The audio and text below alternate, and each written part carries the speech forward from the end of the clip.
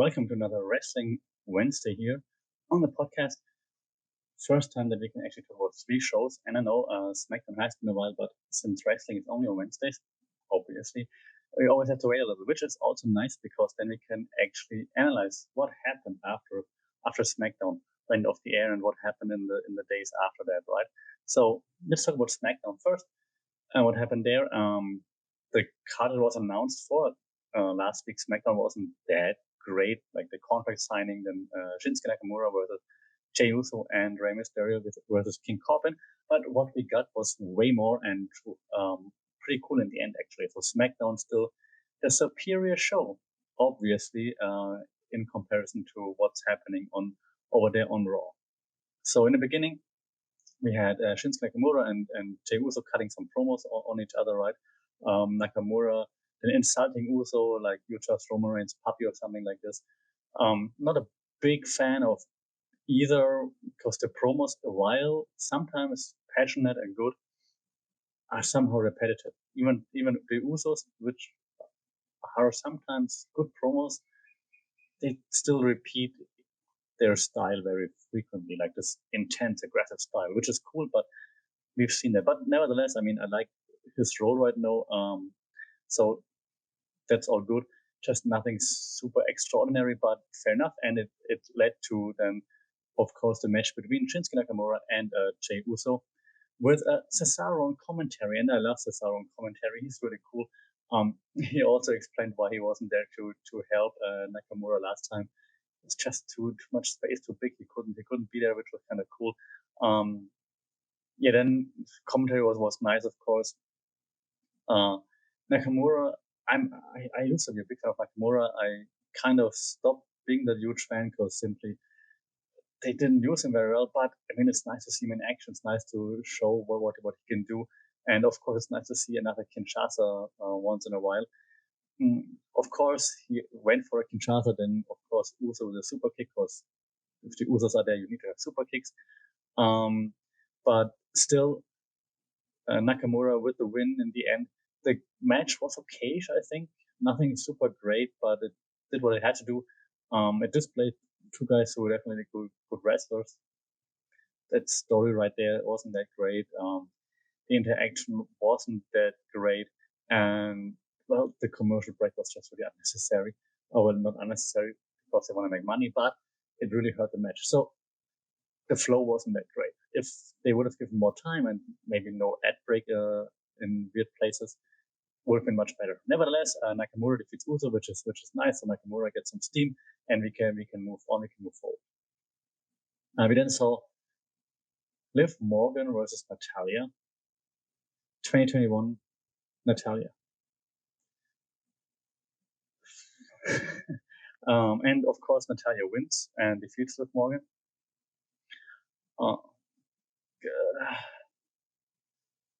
Yeah, and also the Billy Kay thing, by the way, is a bit weird. I mean, yeah, but then also no, it's just some time filling, right? It's that won't lead anywhere spectacular. Still mad at WWE for breaking up the Iconics. So what are we doing here, people? Seriously, that's. Okay. I'm not grading stuff here, but if I would have to grade it, probably like D or something. Seriously, not good. I didn't like it at all. Then we had Rey Mysterio versus King Corbin. Booyaka, booyaka. I know you finished that sentence. It's always kind of nice to see Rey Mysterio, even though in this case it was a bit weird. I really also don't like where this Mysterio thing has gone. It was kind of promising in the beginning with Dominic and all those things, and seeing that he's really good in the ring actually. But what they're up to right now was just really, really, it's not that entertaining anymore, right?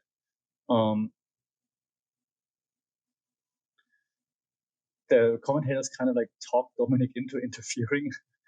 But he tried to interfere, but then Corbin blasted Dominic when he was outside on the floor. Then in the ring, Dominic tried to defend himself, right? Kind of, if I remember correctly. But Corbin then sent Rey into him, and then end of days, and that was the win for Corbin, which is kind of also surprising that Corbin gets a clean win. But well, what's with the Mysterios? Are they like seeding plans and like Dominic to turn on his father or something like this? Maybe. We had after that Ding Dong Hello with Bianca Belair. That was there. I mean, those talk shows, right? There are so many talk. Everyone gets a talk show. You get a talk show. You get a talk show, and you get a talk show. Everybody gets a talk show. That's just way too much by now. I like her. I like her ring work. But I don't need another talk show. So but after that we saw D-Bry versus Cesaro. That's basically AJ Styles versus Drew Gulak from last week. Awesome. Finally, a wrestling match. You can sit down, sit back, relax, and just have a great time. This was well done. Props to D-Bry for putting over talent.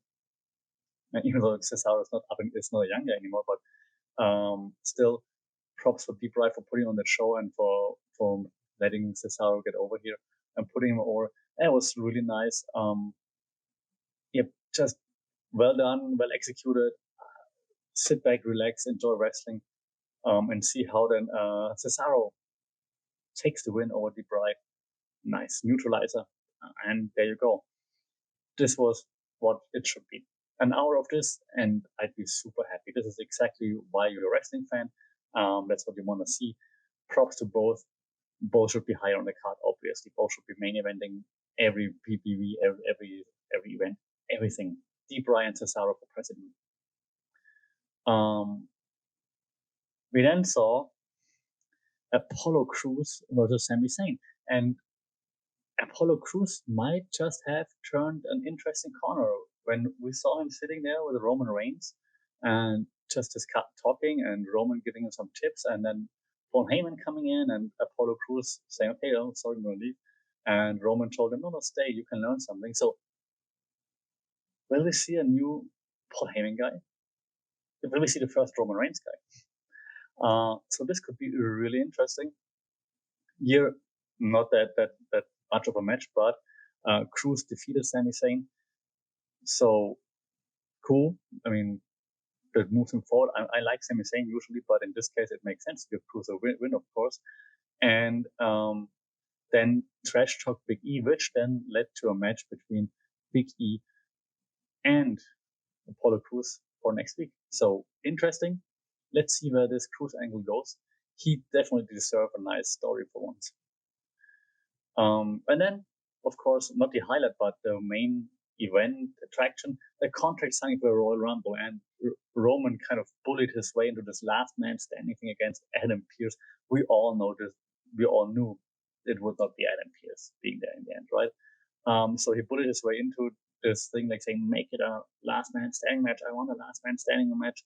Then Roman signed. Then Adam Pearce got injured. Said, "Oh yeah, but cards are subject to change." And then he announced his replacement, which is KO, Kevin Owens. And then Kevin Owens signed the contract for the Royal Rumble.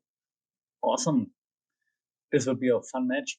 I still assume, of course, that Reigns is going to retain, but tips and picks for the Royal Rumble next time.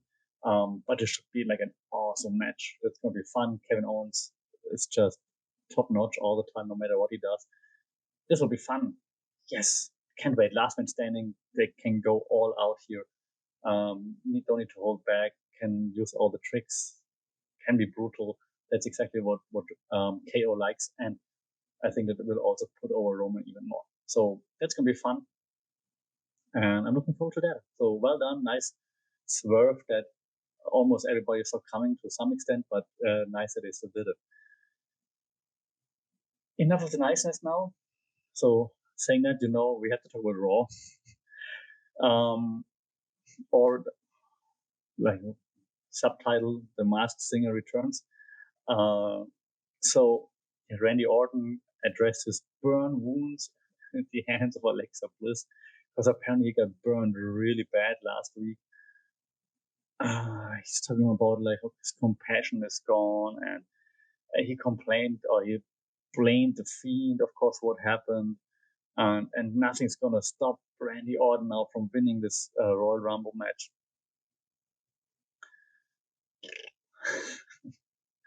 Yeah,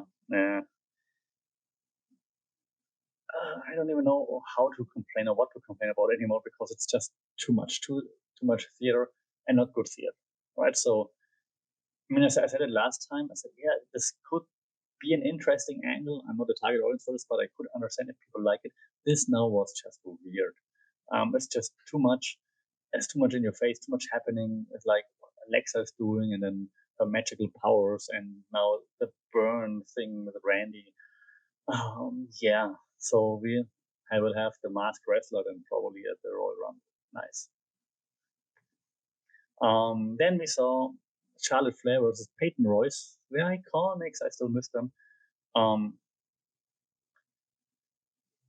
Decent match. I mean, Peyton Royce is kind of good, of course.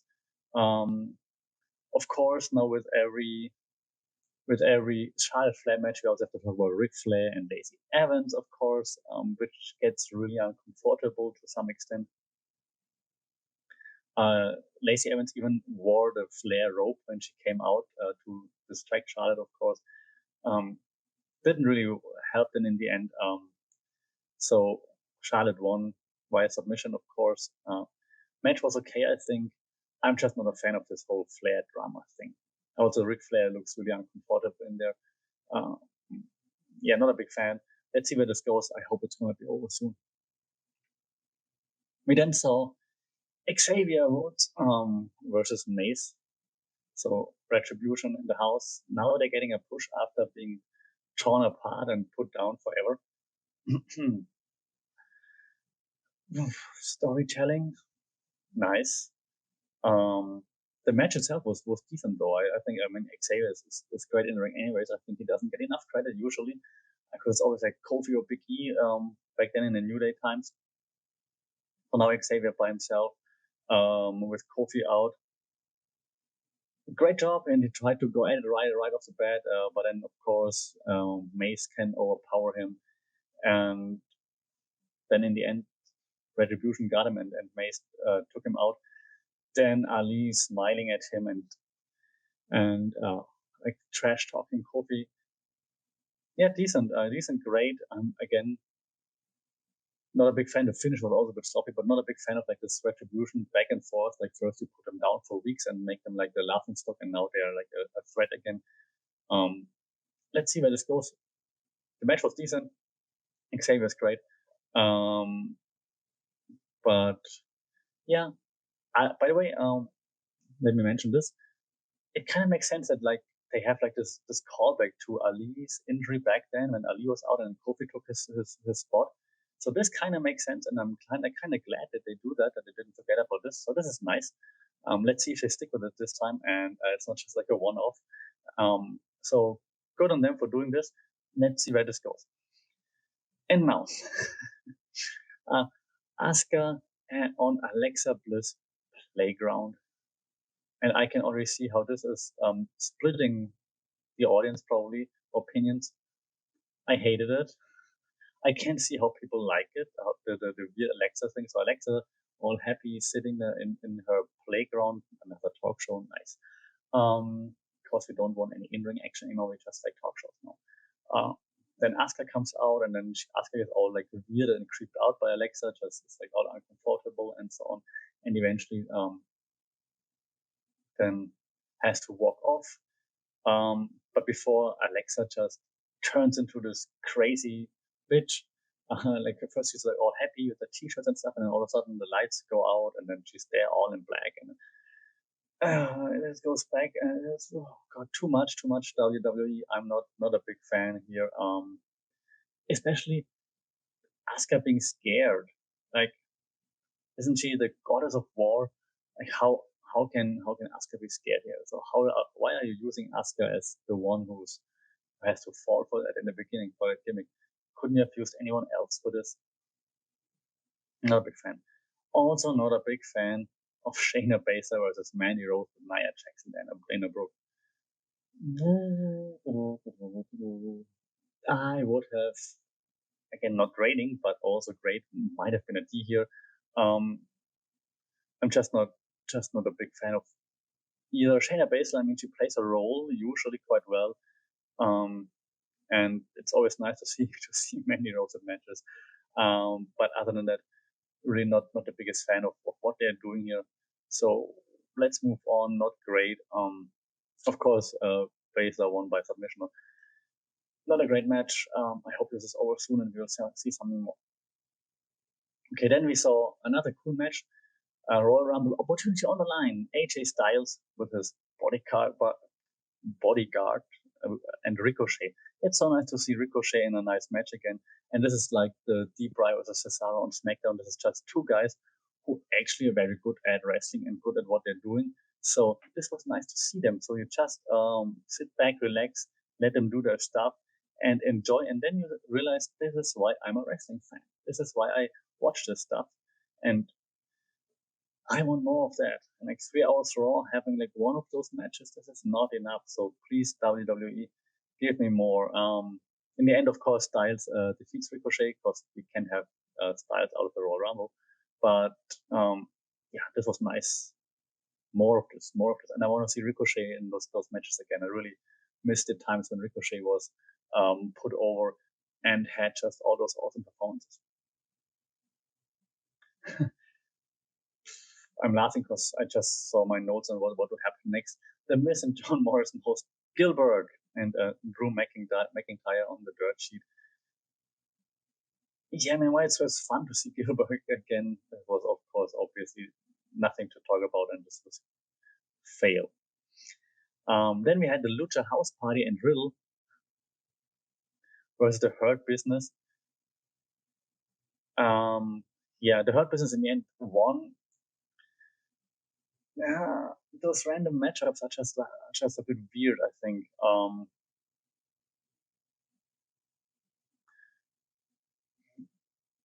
I'm struggling to find the right words for it because I don't want to swear. The match itself was actually kind of good, I think. They're all good wrestlers, obviously. I'm just not a big fan of those weird matchups and those weird forced trash talks or those vignettes when Lashley tried, like when we saw that outside the ring, Lashley tried to stomp Riddle's feet and then the camera actually pans on it and you see that he didn't even touch his feet and Riddle all acting like this really hurt. Anyway, the match itself was good. The Hurt Business mostly puts on good matches, I think. Riddle, Lucha House Party, obviously all good wrestlers. So fun match. I don't need the things that are around that. Just let them fight for the fight's sake. Then I'm happy. Once again, Jeff Hardy versus Jackson Riker with Elias, obviously. This time was a terrible match. I didn't like it at all. Hardy defeats Riker via DQ. That was definitely not good. That builds to obviously Riker and Elias clashing eventually. Let's just make it happen and get over it because this was definitely not good and I don't need much more of this. Asuka was Alexa Bliss. Then as our final event, and this was like what I referenced earlier when then Alexa Bliss was all like happy first and then she was outmatched and Asuka just put on a show. Then the lights went down and Bliss was all changed. Her dress was changed, all in black, all crazy, and then staring Asuka down, and then just being this possessed beast. In the end, Bliss then hit her sister Abigail on Asuka, and afterwards she pinned her. Lights out, and she's the cute little girl again. Again, too much for me. The match itself, again, both are awesome wrestlers. I think Asuka obviously one of the best to do it. Bliss also really good. That story is just really not what I'm into. The match itself, if I would grade, I would say in B territory or so. But the story just isn't really that much for me. Nevertheless, good match. Leave the story out of that, or this weird magical stuff out of it, and then I'm all for it. But again, maybe I'm just not a target audience for this. What I'm the target audience for, though, apparently, seems to be AEW, and I'm still not sponsored by AEW. Tony Khan, you can change it anytime you want. So this was, well, actually, maybe Tony Khan won't sponsor me after my review right now. So the first thing that we saw was the happy birthday to -1 to Brody Lee Jr. So we saw Dark Order versus the Chaos Project, and um, this was just very interesting. So we saw well, okay, so it's a tag team, or it's a multi-man bout, tag team bout, because they want to celebrate Brody Jr. And he was on the shoulders of number 10 because he likes him so much. So it was cool, of course. And John Cena was there, and they still try to convince Adam Page to join the Dark Order, obviously. They were then singing Happy Birthday for -1. And then we had Loser and Serpentico.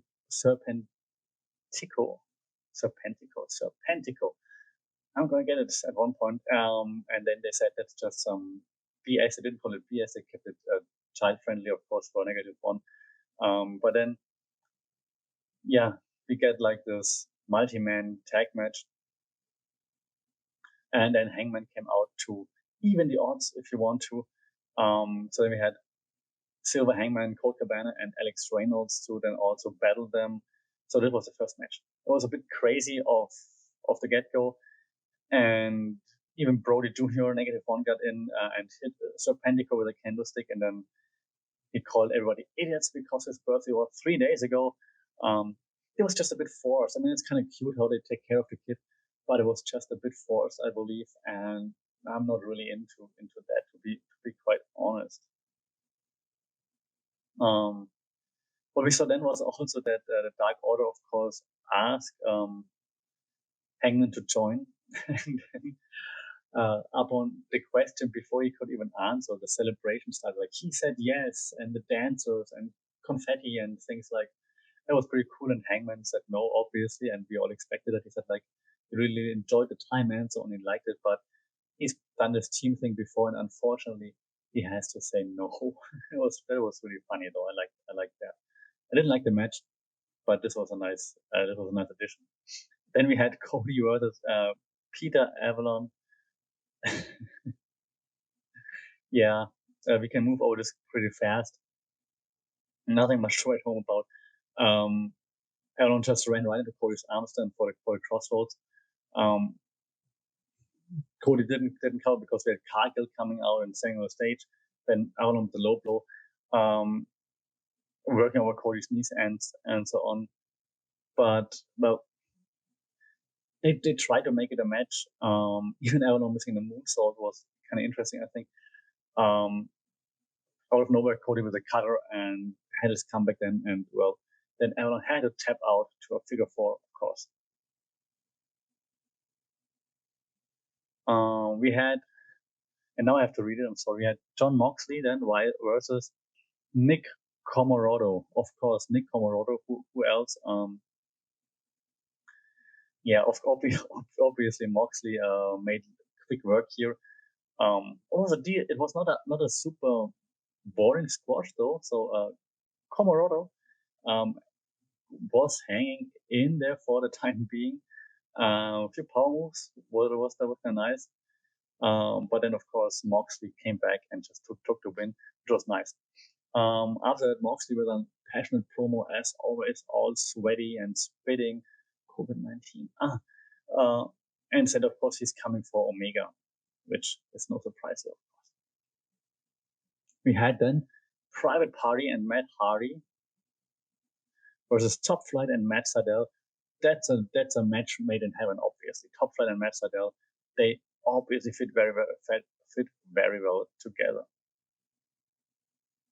The match itself, unfortunately and surprisingly, wasn't as good as I thought it would be. I thought it would be one of the highlights, but it wasn't that great, unfortunately.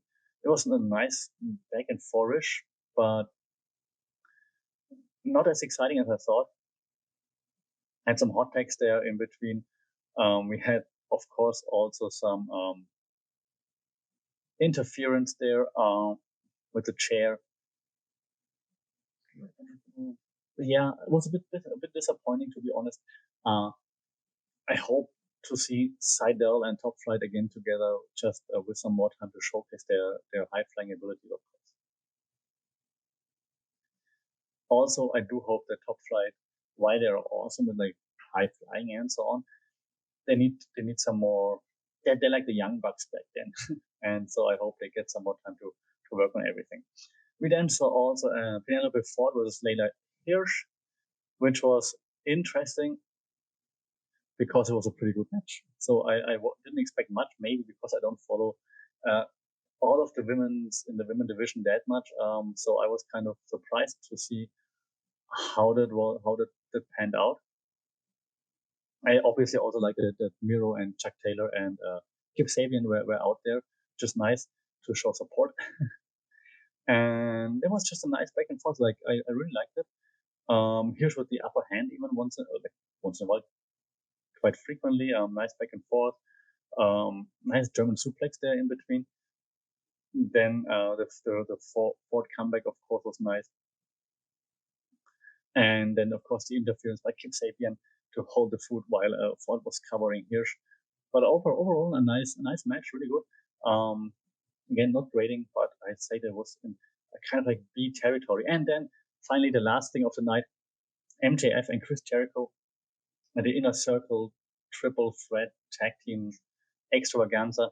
MJF and Chris Jericho versus Santana and Ortiz versus uh, Sammy Hager, which was just kind of nice. There was a nice back and forth, and with some surprises, of course. I think the outcome in the end didn't surprise that much because it was really something that we expected. We expected Jericho and MJF to win, but it just panned out in a different way than we thought because Wardlow got involved. Actually, when you think about it, not that surprising. Last week we asked what will happen to Wardlow. Why doesn't he team with anyone? Of course, he was there to help out Chris Jericho in the end. I think the star of the match was Sammy Guevara because he really put on a good showing. Hager also with some nice big man moves in between, of course. Santana and Ortiz are great tag team wrestlers, anyways. But then it came down to MJF and Chris Jericho to take home the win.